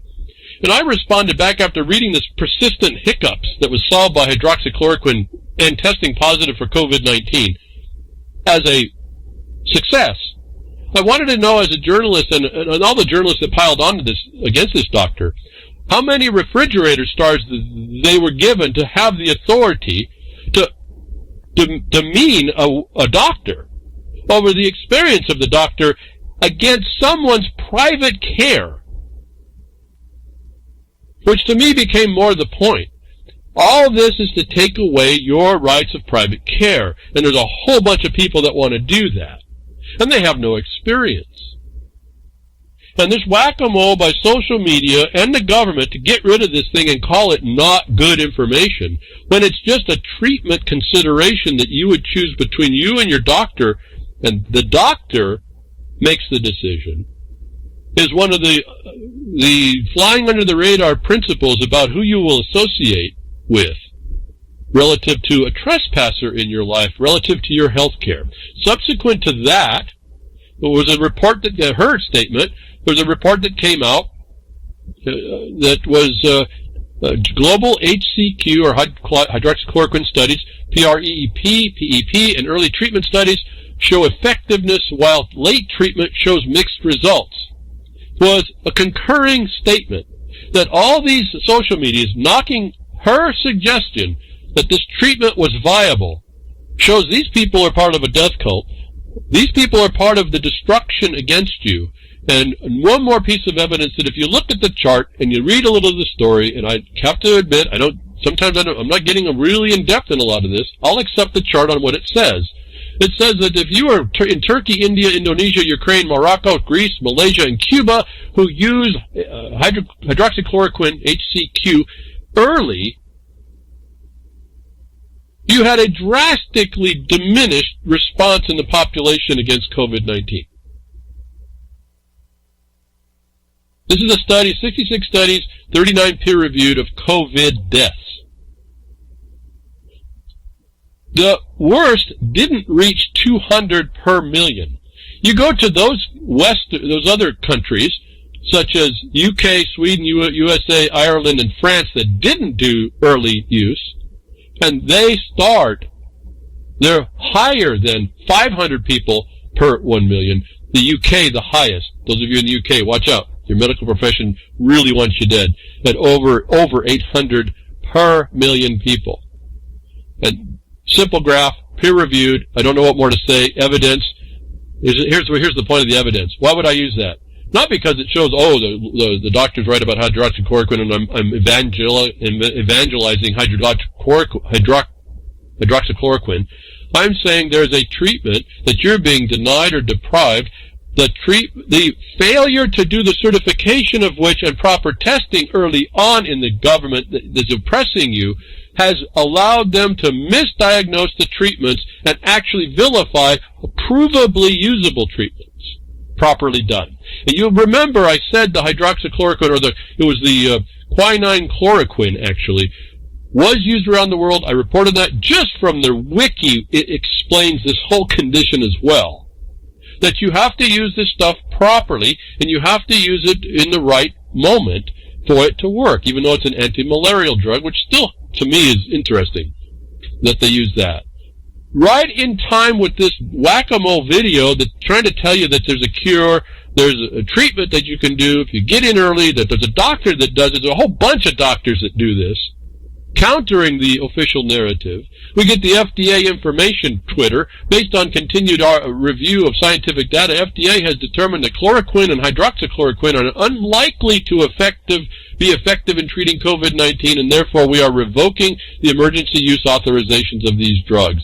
This was just reposted, if I remember this, after this thing with Dr. Emmanuel suggesting that this hydroxychloroquine actually does work. Well, based on continued review of scientific data, that study was done a while back relative to the pulling and the banning of its use for emergency purposes. Go to the FDA website, which I provide a link, and then you read this. They do have a website that said it's banned. Then they had an update. It's this. FDA cautions use of hydroxychloroquine for COVID-19. What do you mean they advanced that they shouldn't use it? It says FDA cautions the use. Well, what's the caution? FDA is aware of reports of serious heart rhythm problems in patients with COVID-19 treated with hydroxychloroquine or chloroquine after its combination with azithromycin and other QT prolonging medicines. We are also aware of increased use of these medicines through the outpatient prescriptions. Therefore, we would like to remind healthcare professionals and patients of known risks associated with both hydroxychloroquine and chloroquine. We will continue to investigate risks associated with the hydroxychloroquine and chloroquine of COVID-19 and communicate publicly when we have more information. Hydroxychloroquine and chloroquine have not been shown to be safe and effective for treating or preventing COVID-19. They are being studied in clinical trials for COVID-19, and we authorize their temporary use during COVID-19 pandemic for treatment of the virus in hospitalized patients when the clinical trials are not available or participation is not feasible. The use being used under the hydroxychloroquine chloroquine EAU are supplied from the Strategic National Stockpile. Let me just stop and go back to the top. They're talking to you that there's a risk of abnormal heart rhythm. What did they say? They say the FDA cautions, not bans, on the update. That makes now sense what the doctor, Emmanuel, said relative to saying, well, you claim that there's heart rhythm problems. What are you going to do? Do I wait for the heart rhythm problem to develop, or do I solve the problem for them and get them out of the clinic healthy?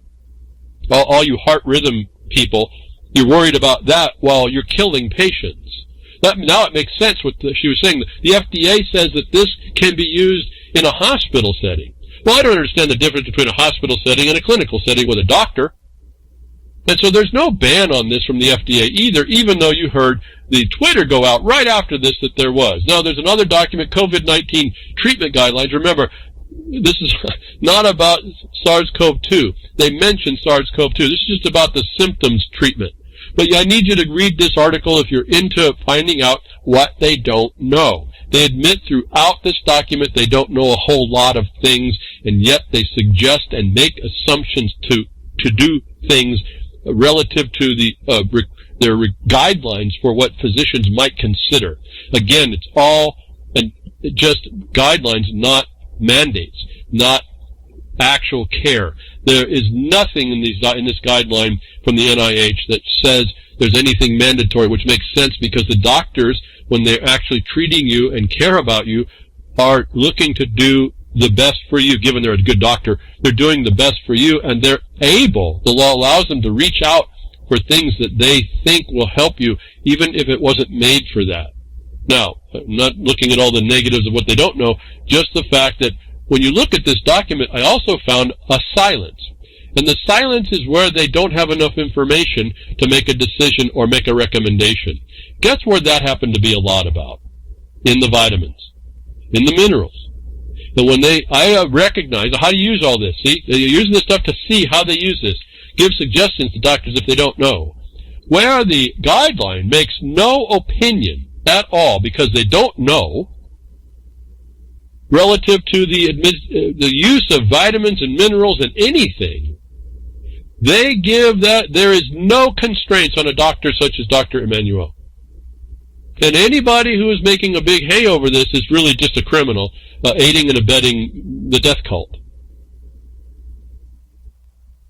There's no recommendations relative to vitamins because they have no information. And I'm not a vitamin seller here. I'm saying that if a doctor decides that vitamin C and zinc and anything else that's a vitamin or mineral may help to alleviate your problem,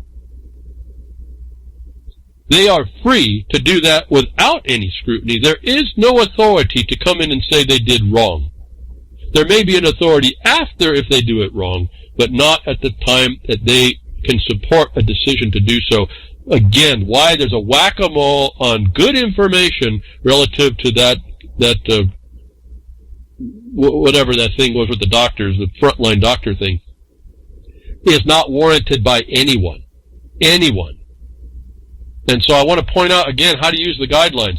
First, they're just guidelines. Secondly, they're on symptoms. Thirdly, when you look at what the guidelines and you find out how little they know and what they recommend isn't so absolute. What I then do is I take that and say, well, they don't know and it's not so absolute, and whatever they're doing isn't helping anything. They're outside, the local health authority is outside of its authority and jurisdiction. They're now harming us without cause. Now you got them in the felony. And if you do those notices right, now you got them in willful knowledge, that is the crime. That's how you establish that part of the crime and not as some just mere dereliction. COVID-19 in primary schools, another finding. No significant transmission among children or from students to teachers. I'm just reading the title. You can read through this yourself. Epidemiological survey of 1,340 people linked to primary schools in Crépy, Valois, and Oy, in the oil department? Not French, sorry. Thanks to the cooperation of those people, the survey, which made use of serological tests developed by the Institut Pasteur, revealed that the proportion of primary school students infected by novel coronavirus was 8.8%. Based on some cases of infection detected in the students before the schools closed, it appears that the children did not spread the infection to other students or to teachers or to staff at the schools. Okay, so I don't know. They said they got a test. I don't know. Maybe we should go to Louis Institut Pasteur, find out what novel coronavirus test they have, because they're the only ones in the world that say that they actually have one. I need to find out what that one is. Anybody wants to help that one out, contact them. Let's see what the test was. I doubt that it was. They used the PCR type test likely, and they just showed that there's no transmission because they don't even understand the transmission, but they didn't see the evidence of it either. This story then pops up. Hundreds of Georgia campers infected with coronavirus at YMCA camp in just days, CDC report finds. So now I've got an agency that's lying to me all the time, CDC, FDA. They're not lying to me all the time. They lie to me when it's convenient for them. NIH is telling me that they're lying. The tests that they tell me that don't test for what they claim to test for. The Pasteur Institute finds that there's no transmission against school, and yet we come to the United States in Georgia, and all of a sudden a YMCA camp gets infested.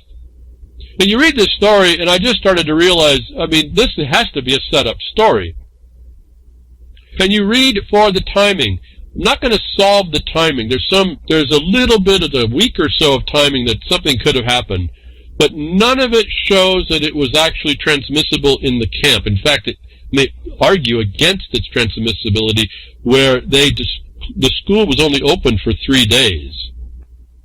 Right? I gave you links they talk about SARS-CoV-2 transmission among attendees. There's all these they talk about this thing.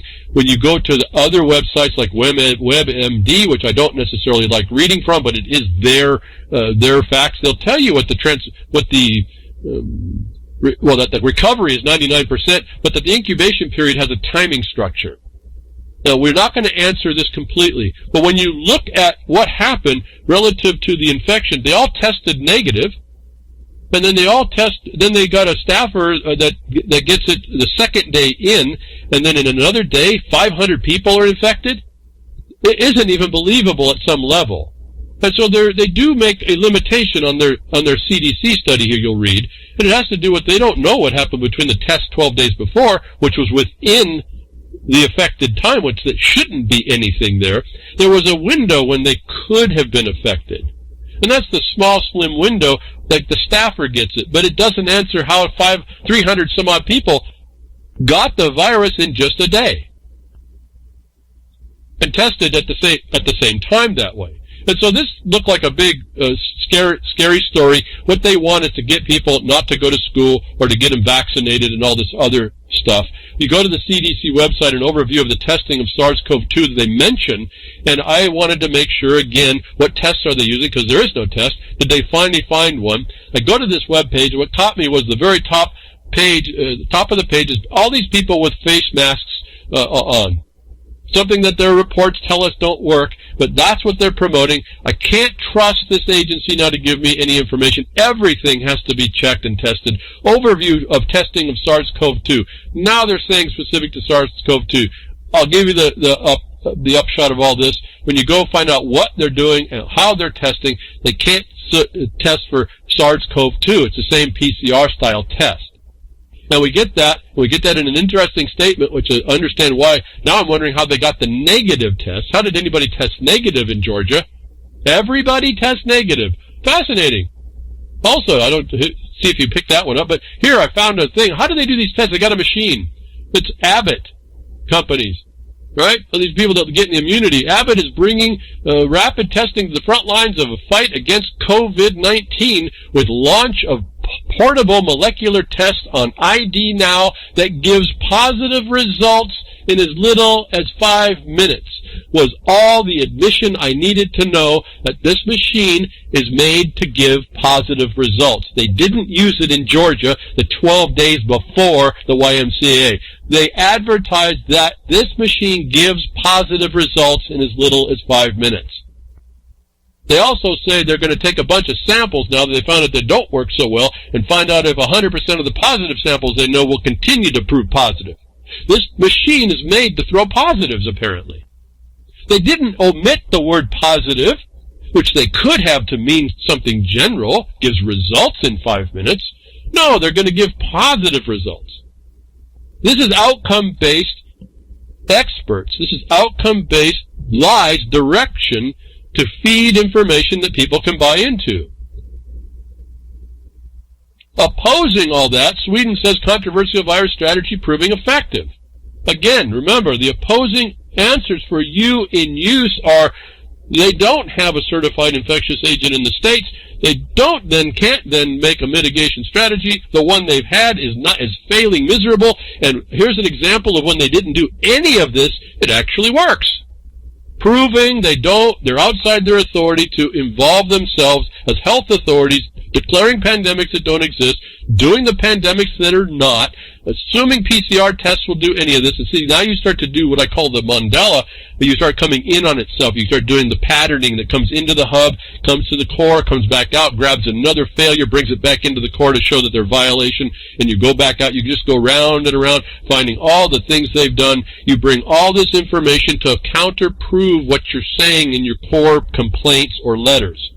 Sweden is the example when they didn't take this false presumption and they tested, they found out they didn't have to. They're doing quite fine. It's just not news that, oh, look at Sweden is doing okay. It's that there's an occupier, a tyrant in your face, taking out your livelihood or planning to if they already haven't, and you need to resist that. You will be defeated if you allow them to push that down and allow it to maintain itself. You will not be defeated. You will not be destroyed if you stand up.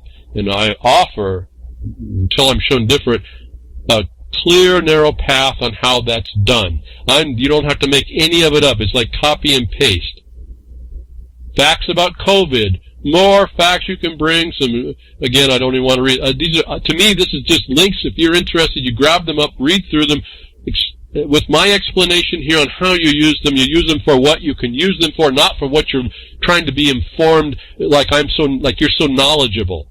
What you're knowledgeable is how to expose the fraud relative to the black and white they failed to do, and that gives you your standing because now you're harmed. And there's facts about COVID that came through. I think it's also relevant to Sweden. I can't remember now, but they go through tons and tons of things that you could distill down to show what the real facts are if you wanted to. But when you do that, you got to be careful not to get into argument of facts. I actually wouldn't do too much of that. I would just kind of reference that because they didn't certify, they now have provably wrong directions, and the facts that they are actual and true, the ones that can't be made up, are the ones that you can present if needed. And so, again, it's not just that you're knowledgeable that this is fraud there. It's how do you go into the information and pull out what you need to defend yourself. Use them as weapons and shields, and even more, more of you. You multiply yourself with what I'm pointing out to you against this fraud. It's just a simple fraud, and we're told that they're going to bring this lie to us, and we will succumb because it's pervasive against us, and everybody so far is agreeing with it. And that's going to be the fulfillment of that plan against you. And that's why I keep telling you why the habeas becomes so strong. Each one of you stands up. Each one of you becomes the phoenix to rise above this, and then because of the power of the people, each one of us doing is outing all the failures, and we can sweep out some. Well, we could do a lot more, but sweep out some of what offends us and oppresses us, and make the record that don't go there ever again. Grimmer, thank you for what you do at reallibertymedia.com and UCY.tv. And I think Shali had a new show today over there right before us, a couple Ghosts in the Machine, a new normal. I think he had, I noticed in the listing, and Sound Minds and Normalization of Ignorance and Just in Case, and all you guys that support and all you guys that are doing the thumbs up and all. Appreciate all that to let other people know. I'll be with you next week. Tech Diffs or nature willing.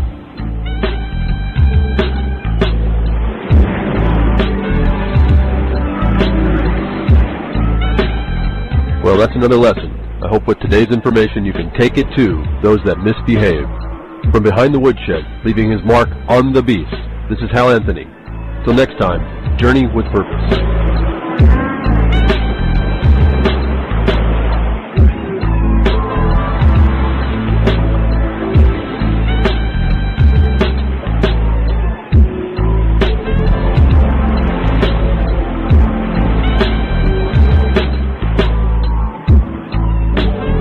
That's what opening up a can of whoop-ass feels like.